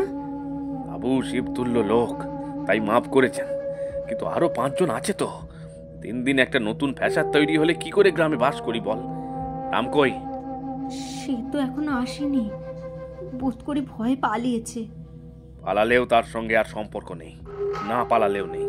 সে সৎমার ছেলে, লোকে নিন্দা করবে, তাই এতদিন কোনো মতো সহ্য করেছিল, কিন্তু আর নয়, নিজের প্রাণ বাঁচাতে হবে। দিগম্বরী রান্নাঘরের বারান্দা হইতে বলিলেন, আরে নিজের ছেলেটার পানেও তো চাইতে হবে নাকি? হবে না মা, নিশ্চয় হবে। তাই কাল পাড়ার 5 জন ভদ্রলোক ডেকে বিষয় সম্পত্তি আলাদা করে ফেলবো। আর তোমাকেও বলে রাখলুম, এ নিয়ে ওকে বকাঝকা করার দরকার নেই। ও যা ভালো বোঝে তাই করে। ভালো বুঝেছে, মন্দিরের ছেলের গায়ে হাত তুলেছে। মনে মনে দিগম্বরী পরমানন্দিত হইয়া বলিলেন, নারানী কেন যে ওকে শাসন করতে যায়, আমার তো দেখে ভয়ে বুক কাঁপে। যে গোয়ার ছেলে, ও আমাকেই যখন অপমান করে, তখন ওকেও অপমান করেই ফেলবে। এ আর বেশি কথা কি? আমি বাবা বলি, মন নিজের মান নিজের ঠাঁই, রামের কথায় থেকো না। শ্যামলাল শ্বশ্রুমাতার এই কথাটায় আর সায় দিতে পারিলেন না। বোধ করি চক্ষু লজ্জা হইল। বলিলেন, যাই হোক, ওকে শাসন করার দরকার নেই। নারায়ণী পাথরের মূর্তির মতো নির্বাক নিশ্চল হইয়া সমস্ত শুনিলেন, একটা কথারও জবাব দিলেন না। তারপর ধীরে ধীরে নিজের কাজে চলিয়া গেলেন। ঘণ্টাখানেক পরে নেত্য আসিয়া চুপি চুপি বলিল, মা, ছোটবাবু ঘরে এসেছে। নারায়ণী নিঃশব্দে উঠিয়া গিয়া রামের ঘরের মধ্যে ঢুকিয়া কপাট বন্ধ করিলেন। রাম খাটের উপর চুপ করিয়া বসিয়া কি ভাবিতেছিল।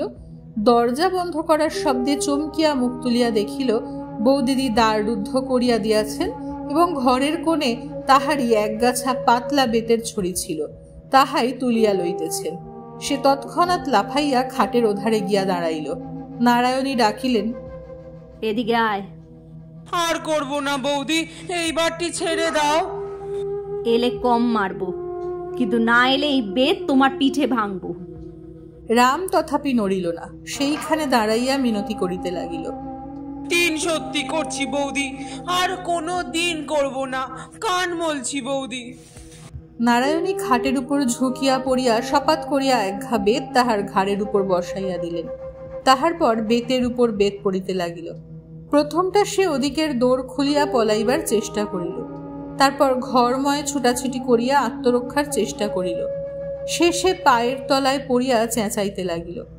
নেত্য পেছনে আসিয়া জানালার ফাঁক দিয়া দেখিতেছিল, কাঁদিয়া বলিল, মা ছেড়ে দাও মা, আমি ঘাট মানছি। তুই সব কাজে কথা কইতে আসিস কেন বলতো?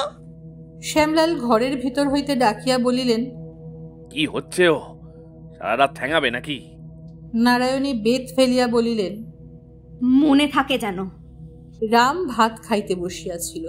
দিগম্বরী আড়ালে বসিয়া সুর তুলিয়া বলিলেন, অত বড় ছেলেকে অমন করে মারা কেন? ওর বড় ভাই কোনোদিন গায়ে হাত তোলে না? নেত্য কাজ করিতে করিতে বলিল, তুমি কম নাও দিদিমা, তুমি ওসব কথা এসে মাকে লাগাও। সে রাত্রে অতমার তাহার মোটেই ভালো লাগে নাই।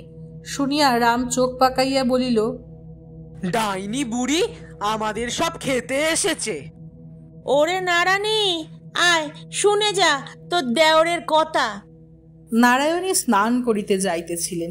ফিরিয়া আসিয়া ক্লান্তভাবে বলিলেন, উফ, পারি নে মা আর কথা শুনতে। সত্যি বলছি নেত্য, মরণ হলে আমার হাড় জুড়োয়, আর তো সহ্য হচ্ছে না। ওরে ও বাদর, তোর পিঠের দাগ এখনো মেলোয়নি, এর মধ্যে সব ভুলে গেলি? রাম জবাব দিল না, ভাত খাইতে লাগিল। নারায়ণী আর কোনো কথা না বলিয়া স্নান করিতে চলিয়া গেলেন। উঠানের উপরেই একটা পেয়ারা গাছ ছিল। ভাত খাইয়া রাম তাহার উপর উঠিল এবং নির্বিচারে কাঁচা পাকা পেয়ারা চর্বণ করিতে লাগিল। কোনোটার কতকটা খাইল, কোনোটার একটু কামড়াইয়াই ফেলিয়া দিল। নিতান্ত কাঁচাগুলা নিরর্থক ছিঁড়িয়া এদিকে ওদিকে ছুঁড়িয়া ফেলিতে লাগিল। দেখিয়া দিগম্বরীর গা জ্বালা করিতে লাগিল। নারায়ণী বাড়িতে নাই।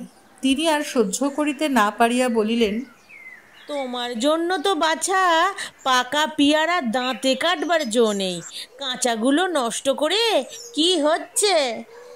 রাম কোনোদিনই তাহার কথা সহিতে পারিত না। বিশেষ এইমাত্র নেত্তর কাছে মার খাইবার কারণ জানিতে পারিয়া রাগে ফুলিতেছিল। গাছের উপর হইতে চেঁচাইয়া বলিল, বেশ করছি বুড়ি, যত বড় মুখ নয় তত বড় কথা। পাজি হারামজাদা, নাম বলছি। নব্য কেন? তোমার বাবার গাছ। দিগম্বরী খেপিয়া উঠিলেন, চিৎকার করিয়া বলিলেন, বাপ তুললি? শুনলি? শুনলি নে তো, শুনলি কথাখানা? ঠিক এই সময় নারায়ণী ঘাট হইতে আসিয়া পড়িলেন। গাছের উপর দৃষ্টি পড়িতেই বলিলেন, কিরে, ভাত খেয়ে স্কুলে গেলি না? গাছে চড়েছিস যে? রাম ভাবিয়া রাখিয়াছিল, গাছের উপর হইতে দূরে বৌদিকে আসিতে দেখিয়াই সে নামিয়া পলাইবে, কিন্তু ঝগড়ায় ব্যস্ত থাকায় পথের দিকে নজর করে নাই। বৌদিদি একেবারে উঠানে আসিয়া দাঁড়াইয়াছেন। সে ভয়ে বলিল, পেয়ারা খাচ্ছি। তা তো খাচ্ছিস, স্কুলে গেলি না? আমার পেট কামড়াচ্ছে যে। তাই ভাত খেয়ে উঠে কাঁচা পেয়ারা চিবোচ্ছ? দিগম্বরী মেয়ের গলা শুনিয়া ছুটিয়া আসিয়া বলিলেন, হারামজাদা ছোঁড়া, আমার বাপ তোলে বলে নাববো কেন? তোমার বাপের গাছ, কি সাহস বাবু! নারায়ণী চোখ তুলিয়া বলিলেন, বলেছিস? না বৌদি, বলিনি। হারামজাদা, নেত তো সাক্ষী আছে। তারপর মুখ বিকৃত করিয়া শানুনাসিক সুর করিয়া বলিতে লাগিলেন, সেদিন যখন বেতের উপর বেত পড়েছিল তখন আর করব না বৌদি, পায়ে পড়ি বৌদি, মরে গেলুম বৌদি। চেপে ধরলে চিঁচি করো, তাই না? আর ছেড়ে দিলে লাভ মারো, হারামজাদা। রাম আর সহ্য করিতে পারিল না। তাহার হাতে একটা বড় কাঁচা পেয়ারা ছিল, ধাঁ করিয়া ছুঁড়িয়া মারিয়া দিল। সেটা দিগম্বরীকে স্পর্শ করিল না, নারায়ণীর ডান ভ্রুর উপরে গিয়া সজোরে আঘাত করিল। এক মুহূর্তের জন্য চোখে অন্ধকার দেখিয়া তিনি সেইখানেই বসিয়া পড়িলেন। দিগম্বরী ভয়ঙ্কর চেঁচামেচি করিয়া উঠিলেন। নেত্য কাজ ফেলিয়া ছুটিয়া আসিল। রাম গাছ হইতে লাফাইয়া পড়িয়া ঊর্ধ্বশ্বাসে দৌড় মারিল। দুপুরবেলা শ্যামলাল স্নানাহার করিতে আসিয়া দেখিলেন বিষম কাণ্ড। নারায়ণী নির্জীবের মতো বিছানায় পড়িয়া আছেন, তাহার ডান চোখ ফুলিয়া ঢাকিয়া গিয়াছে। তাহার উপর ভিজা ন্যাকড়ার পটি বাঁধিয়া নেত্য পাখা লইয়া বাতাস করিতেছে। দিগম্বরী আজ আর আড়ালে গেলেন না, সামনেই চিৎকার করিয়া কাঁদিয়া বলিলেন, বাবারে, ওরে বাবারে, রাম মেরে ফেলেছে নারায়ণীকে। শ্যামলাল চমকাইয়া উঠিলেন। কাছে আসিয়া আঘাত পরীক্ষা করিয়া দেখিয়া কঠিনভাবে স্ত্রীকে বলিলেন, আজ তোমাকে আমি দিব্যি দিচ্ছি, যদি ওকে খেতে দাও, যদি কোনো দিন কথা কও, যদি কোনো কথায় থাকো, সেই দিনে যেন তুমি আমার মাথা খাও। চুপ করো, চুপ করো, ও কথা মুখে এনো না। আমার এত বড় দিব্যি যদি না মানো, সেই দিনে যেন তোমাকে আমার মোড়া মুখ দেখতে হয়। বলিয়া ডাক্তার ডাকিয়া আনিতে নিজেই চলিয়া গেলেন। সমস্ত দিন নদীর ধারে ধারে বেড়াইয়া বসিয়া দাঁড়াইয়া অসম্ভব কল্পনা করিয়া রাম সন্ধ্যার অন্ধকারে লুকাইয়া বাড়ি ঢুকিল। দেখিল উঠানের মাঝামাঝি ছেঁচা বাঁশের বেড়া দিয়া বাড়িটিকে দুই ভাগ করা হইয়াছে। নাড়া দিয়া দেখিল বেশ শক্ত, ভাঙা যায় না। রান্নাঘরে আলো জ্বলিতেছিল। চুপি চুপি মুখ বাড়াইয়া দেখিল সেখানেও ওই ব্যবস্থা করা হইয়াছে। ঘরে কেহ নাই, শুধু একরাশ পিতল কাঁসার বাসন মেঝের উপর পড়িয়া আছে। ব্যাপারটা যে কি তাহা ঠিক না বুঝিতে পারিলেও সকালবেলার কাণ্ডটার সহিত কেমন করিয়া যেন যোগ রহিয়াছে তাহা অনুমান করিয়া তাহার বুক শুকাইয়া উঠিল। তখন ফিরিয়া গিয়া সে চুপ করিয়া তাহার নিজের ঘরের মধ্যে বসিয়া বাটির অপর খণ্ডের গতিবিধি শব্দ সারা শুনিতে লাগিল। ইতিপূর্বে তাহার যে অত্যন্ত ক্ষুধা বোধ হইয়াছিল, এখন সে কথাও ভুলিয়া গেল। রাত্রি তখন বোধ করি 9টা। সে ঘুরিয়া গিয়া খিড়কির দরজায় ঘা দিতেই নেত্য কপাট খুলিয়া দিয়া সরিয়া দাঁড়াইল। রাম জিজ্ঞাসা করিল, বৌদি কোথায় নেত্য? ঘরে শুয়ে আছেন। রাম ঘরে ঢুকিয়া দেখিল বৌদি খাটের উপর শুইয়া আছেন এবং নিচে মাদুর পাতিয়া দিগম্বরী ছোট মেয়েটিকে লইয়া বসিয়া আছেন। গোবিন্দ খেলা করিতেছিল। ছুটিয়া আসিয়া কাকার হাত ধরিয়া ঝুলিতে ঝুলিতে বলিয়া দিল, কাকা, তোমার বাড়ি ওদিকে, এদিকে আমাদের বাড়ি। বাবা বলেছে তুমি এ ঘরে ঢুকলে পা ভেঙে দেবে। রাম খাটের উপর নারায়ণীর পায়ের কাছে গিয়া বসিতেই তিনি পা সরাইয়া লইলেন। রাম চুপ করিয়া বসিয়া রহিল। দিগম্বরী তাহার ছোট মেয়েকে ঠেলা দিয়ে বলিলেন, ও সুরো, বল না, তোর দাদাবাবু কি বলেছে, ওকে বল। সুরাধুনী মুখস্থের মতো গড়গড় করিয়া বলিয়া গেল, দাদাবাবু বলেছে তুমি এখানে এসো না, কাল সকালে সব কি মা? বিষয় সম্পত্তি কাল ভাগ বাটরা করে দেবে। দাদাবাবু দিব্যি দিয়েছেন দিদিকে, খেতেও দেবে না, কথাও বলবে না, বললে দাদাবাবু। নারায়ণী বিছানার উপর হইতে ধমক দিয়া উঠিলেন, আচ্ছা হয়েছে হয়েছে, তুই চুপ কর।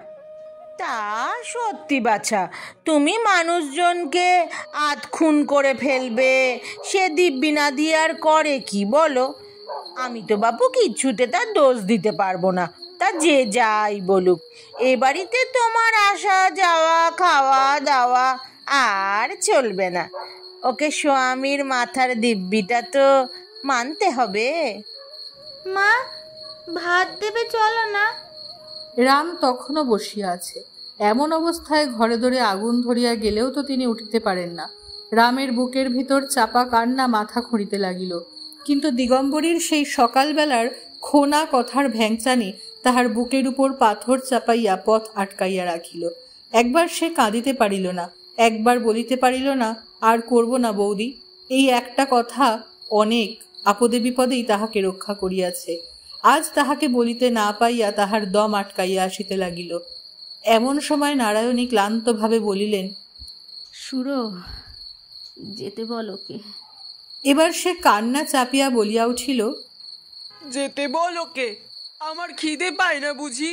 সেই তো কখন খেয়েছি। একেবারে খুন করে ফেলতে পারেনি? তাহলে তো 10 হাতে খেত। আমি জানি নে, যাকো নেত্তর কাছে। যাব না নেত্তর কাছে, আমি কারো কাছে যাব না, না খেয়ে উপোস করে শুয়ে থাকবো। বলিতে বলিতে রাম দুম দুম করিয়া পা ফেলিয়া বাড়ি ঘর কাঁপাইয়া নিজের ঘরে গিয়া শুইল। নিত্য কিছু খাবার আনিয়া বলিল, ছোট বাবু, ওঠো, খাও। দূর হ পোড়ার মুখী, দূর হ। নিত্য খাবার রাখিয়া চলিয়া গেল। রাম থালা গেলাস ঝনঝন করিয়া উঠানের উপর ছুঁড়িয়া ফেলিয়া দিল।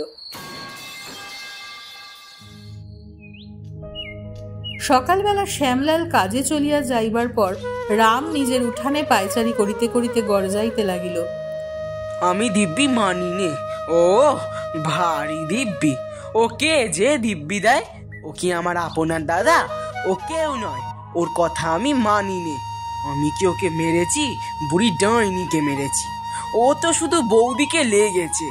তবে ওরা কেন দিব্যি দিতে আসে? এই সকল কথার কেহই জবাব দিল না। খানিক পরে সে সুর বদলাইয়া বলিতে লাগিল, বেশ, তা ভালোই তো। নাই বা কথা বললে, নাই বা খেতে দিলে, আমি মজা করে রাঁধবো ভাত ডাল, ভালো ভালো তরকারি, মাছ, একলা বেশ পেট ভরে খাবো। আমার কি হবে? এই কথারও কেহ জবাব দিল না। তখন সে রান্নাঘরে ঢুকিয়া ক্ষণ ক্ষণ ঝনঝন শব্দে থালা ঘটি বাটি নাড়িয়া চাড়িয়া কাজ করিতে লাগিল। হাঁক ডাক করিয়া ভোলাকে চাল ডাল ধুইয়া আনিতে, তরকারি কুটিতে আদেশ দিল। সমস্তই নেত্য রান্নাঘরে রাখিয়া গিয়াছিল। ভোলাকে হুকুম করিল, তুই আমার চাকর, ও বাড়ি যাস নে।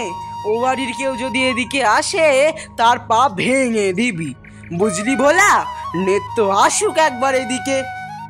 নারায়ণী রান্নাঘরের বারান্দায় চুপ করিয়া বসিয়া শুনিতে লাগিলেন। দিগম্বরী কৌতূহলী হইয়া মাঝে মাঝে বেড়ার ফাঁক দিয়া দেখিতেছিলেন। খানিক পরে বড় মেয়ের কাছে উঠিয়া আসিয়া হাসি চাপিয়া ফিসফিস করিয়া বলিতে লাগিলেন, আহা, বাছার কি বুদ্ধি! উনি আবার ডাল তরকারি রেঁধে খাবেন। একটা পেতলের হাঁড়িতে প্রায় 1 কাঠা চাল গলায় গলায় তুলে দিয়ে রান্না চড়িয়েছে, আর তাতে জল দিয়েছে 1 ফোঁটা। একজন খাবে তো রাজ্যে 10 জনের, তাই বা সেদ্ধ হবে কি করে? পুড়ে আংড়া উঠবে যে। ওই হাঁড়িতে কি অত চাল ধরে? না ওইটুকু জলের কম্য? আবার রাঁধিয়ে বলে দেমাক আছে।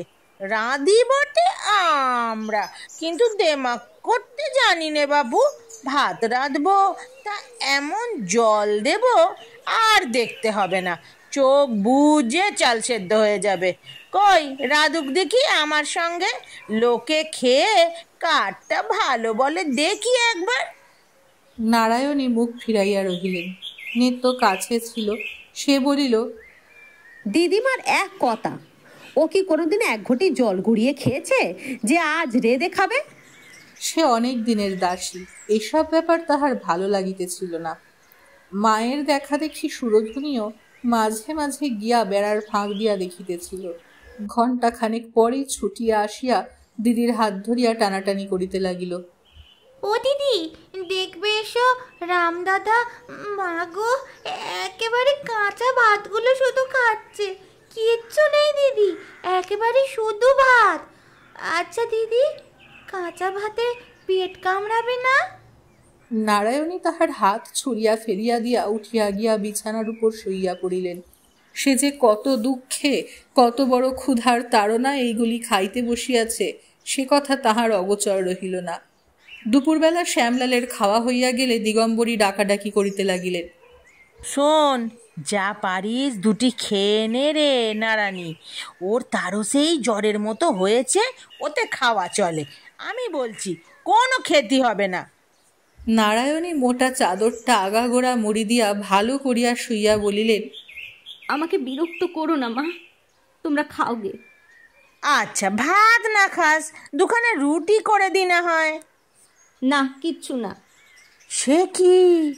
ও আবার কি কথা? কাল থেকে উপোস করে আছিস, আজ 2টি না খেলে হবে কেন? নারায়ণী জবাব দিলেন না। নেত্য আসিয়া বলিল, তুমি মিথ্যে বকে মরছো দিদিমা। ওইখানে দাঁড়িয়ে একবেলা চেঁচালেও ওকে খাওয়াতে পারবে না। জ্বর হয়েছে, একটু ঘুমোতে দাও। দিগম্বরী চলিয়া গেলেন।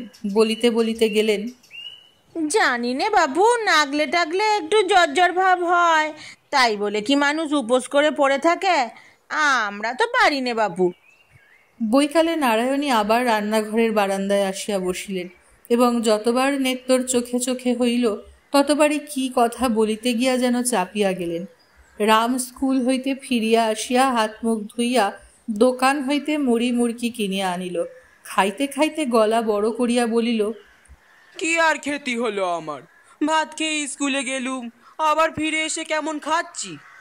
বেড়ার ওদিকে সকলেই রহিয়াছে, তাহা সে বুঝিল, কিন্তু সকালের মতো এখনো কেহ জবাব দেয় না দেখিয়া সে আরো অস্থির হইয়া উঠিল। চেঁচাইয়া বলিল, এই দিকটা আমার সীমানা। কোনোদিন নেত্য কি কেউ যদি আমার সীমানায় আসে তখন তার পা ভেঙে দেব। এই পা ভাঙার ভয় সে ইতিপূর্বেও দেখাইয়াছিল। সেবারেও যেমন ফল হয় নাই, এবারেও হইল না। কেহ ভয় পাইয়াছে কি না বোঝা গেল না। সন্ধ্যার পর আলো জ্বালিয়া সে রান্নাঘরে ঢুকিয়া আবার চেঁচেমেচি করিতে লাগিল, আমার কাঠ কই? আমি রাঁধবো কি দিয়ে? আমার শিলনোড়া কই? আমি বাটনা বাটবো কিসে? ও ঘর হইতে নেত্য বলিল, মা বলেছেন কাল শিলনোড়া কিনে দেবেন। না, আমি কেনা শিলনোড়া চাই নে। বলিয়া সে কাঁদিয়া ঘর ছাড়িয়া চলিয়া গেল। খানিক পরে ফিরিয়া আসিয়া বলিল, কেন আমার গণেশকে ধরালে? কেন আমাকে খোনা খোনা করে ও বুড়ি ভেঙালে? বেশ করেছি, গাল দিয়েছি। ও মরে আর জন্মে পেতনি হয়ে জন্মাবে।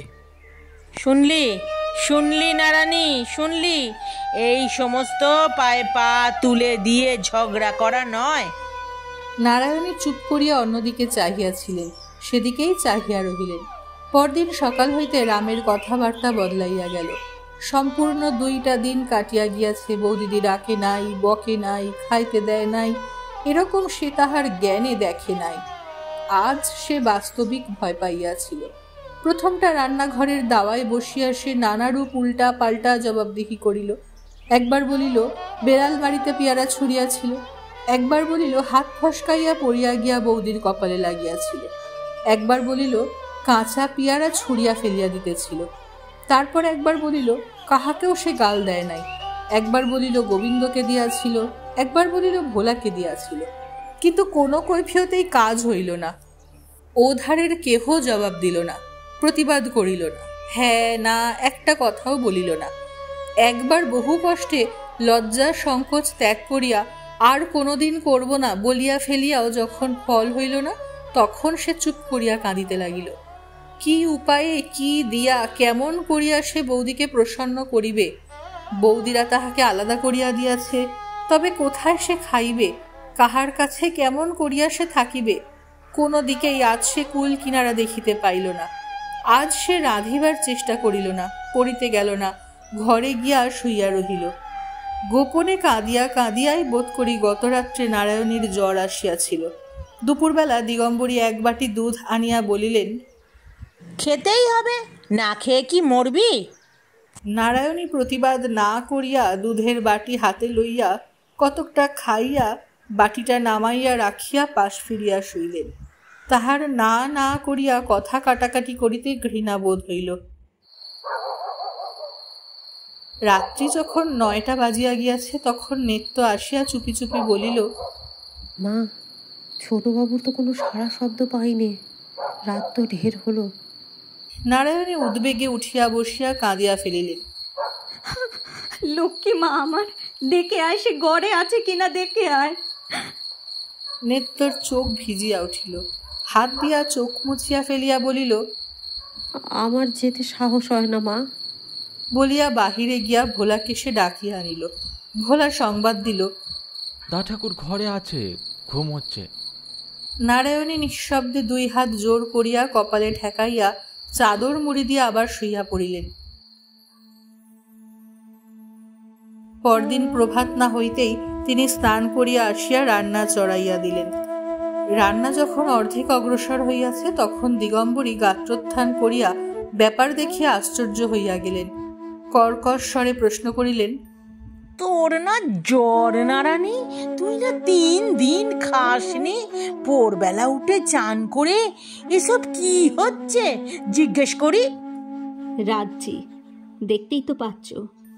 আরে তা তো পাচ্ছি, কিন্তু কেন কেন শুনি? তুই কি আমার হাতে খাবিনি? নারায়ণী জবাব দিলেন না, কাজ করিতে লাগিলেন। কাল সমস্ত দিন ধরিয়া রাম এই একটা কথা ভাবিতেছিল। বৌদিদির না জানি কত লাগিয়াছে। একটা কাঁচা পেয়ারা লইয়া বারবার কপালের উপর ঠুকিয়া সে আঘাতের গুরুত্ব উপলব্ধি করিবার চেষ্টা করিয়া শেষে ভাবিতে বসিয়াছিল, কি করিলে এই কুকর্মটা মুছিয়া ফেলিতে পারা যায়। ভাবিতে ভাবিতে তাহার মনে পড়িয়া গেল, কিছুদিন পূর্বে বৌদি এখানে তাহাকে থাকিতে নিষেধ করিয়াছিলেন। শেষে স্থির করিল, সে আর কোথাও চলিয়া গেলে বৌদি খুশি হইবে। তাহার মামার বাড়ি তারকেশ্বরের ওদিকে, অথচ কোথায় সে ঠিক জানে না। সেইখানে গিয়া খুঁজিয়া লইবে সংকল্প করিয়া একটি ছোট পুটুলি বাঁধিয়া লইয়া সে প্রভাতের প্রত্যাশায় অপেক্ষা করিয়া বসিয়া রহিল। নারায়ণী রান্না শেষ করিয়া একখানি থালায় সমস্ত দ্রব্য পরিপাটি করিয়া সাজাইতেছিলেন। দ্বারের কাছে ভোলা আসিয়া ডাকিল, মা, ও মা, মা। নারায়ণী ফিরিয়া ভোলাকে দেখিয়া বলিলেন, কিরে ভোলা? এই কয়টা দিন সে বাহিরে গরুর সেবা করিত বটে, কিন্তু রামের ভয়ে ভিতরে আসিত না। ভোলা আস্তে আস্তে বলিল, চুপি চুপি একটা কথা আছে মা। নারায়ণী কাছে আসিতেই ভোলা ফিসফিস করিয়া বলিল, তুমি যা বলেছিলে মা, তাই হয়, বা যদি 2টি টাকা দাও। নারায়ণী বুঝিতে না পারিয়া বলিলেন, কি হয় রে, কাকে টাকা দিতে হবে? তুমি দা ঠাকুরকে চলে যেতে বলেছিলে না, তিনি যেতে রাজি আছেন। আচ্ছা, 2টি না দাও, 1টি টাকা দাও। কোথায় যেতে রাজি আছে রে? কোথায় সে? বাইরে গাছতলায় দাঁড়িয়ে আছে। বাবার থানের ওদিকে কোথায় তেনার মামার বাড়ি আছে যে। যা ভোলা, শিগগির ডেকে আন, বল আমি ডাকছি। ভোলা ছুটিয়া গেল। নারায়ণী কাঠ হইয়া দাঁড়াইয়া রহিলেন। অনতিকাল পরেই রাম একটি ছোট পুঁটুলি হাতে লইয়া কাছে আসিয়া দাঁড়াইতেই নারায়ণী নিঃশব্দে তাহার হাত ধরিয়া ঘরের মধ্যে টানিয়া লইয়া গেলেন। দূর হইতে দিগম্বরী রামকে রান্নাঘরে ঢুকিতে দেখিয়া আশঙ্কায় পরিপূর্ণ হইয়া দ্রুত পদে ঘরে ঢুকিয়া দেখিলেন সাজানো থালার সম্মুখে নারায়ণীর কোলের উপর বসিয়া রাম বুকের মধ্যে মুখ লুকাইয়া আছে এবং তাহার মাথার উপর, পিঠের উপর আরেকজনের অশ্রু বৃষ্টিধারার মতো ঝরিয়া পড়িতেছে। অবাক হইয়া কিছুক্ষণ চাহিয়া থাকিয়া তিনি বলিলেন, ও তাই এত রান্না করে খাওয়ানো হবে বুঝি? আমার জামাই যে এত বড় দিব্যিটা দিলেন, সেটা তাহলে ভেসে গেল বুঝি? ভেসে যাবে কেন মা? তার কথা তো আমি অমান্য করিনি। 3 দিন খাইনি, খেতেও দিইনি। এই বুঝি অমান্য করিসনি? তবে তবে কি হচ্ছে? হ্যাঁ, যে দিব্যি দিয়েছে তার বুঝি হুকুমটা একবার দিতে হবে না? দিতে হবে বই কি। নারায়ণী কি যেন একটা কঠিন আঘাত সহ্য করিয়া লইয়া সংক্ষেপে বলিলেন, আমার হুকুম নেওয়া হয়েছে। দিগম্বরী বিশ্বাস করিলেন না, অধিকতর ক্রুদ্ধ হইয়া বলিলেন, আমি কচি খুকি নই নারানী, হুকুম নিলি আর আমি জানতেও পারলুম না। এবার নারায়ণীর আর সহ্য হইল না, তিনিও কঠিন হইয়া বলিলেন, তুমি কি জানবে মা, কার কাছে কখন আমি হুকুম পেয়েছি? মা, যার মুখ আছে সেই দিব্যি দিতে পারে, কিন্তু বলিয়া তিনি গভীর স্নেহে রামের লজ্জিত মুখ জোর করিয়া বুকের ভিতর হইতে তুলিয়া ধরিয়া তাহার ললাটে চুম্বন করিয়া বলিলেন, কিন্তু যাকে বুকে ধরে এতটুকু থেকে বড় করে তুলতে হয়, সেই জানে হুকুম কোথা দিয়ে কেমন করে আসে। তোমাকে ভাবতে হবে না মা, এখন একটু সামনে থেকে যাও, 2টো খাইয়ে দিই। ও আমার 3 দিন অনাহারে আছে। বলিতে বলিতে তাহার চোখের জল আবার ঝরিয়া পড়িতে লাগিল। এক মুহূর্ত স্থির থাকিয়া দিগম্বরী বলিলেন, এখানে তবে আর আমার কি করে থাকা হবে? এ বাড়িতে আর থাকতে পারবো না, তা তোকে আজ স্পষ্ট করে বললুম। আমিও এই কথাটাই তোমাকে মুখ ফুটে বলতে পারছিলুম না মা। সত্যি তোমার এখানে আর থাকা হবে না। তোমার চোখে চোখে আমার এত বড় ছেলে যেন আতখানা হয়ে গেছে। ও দুষ্টু হোক, যা হোক, আমার বাড়িতে আমার চোখের সামনে ওকে শাস্তি দিতে আমি কাউকে দেব না।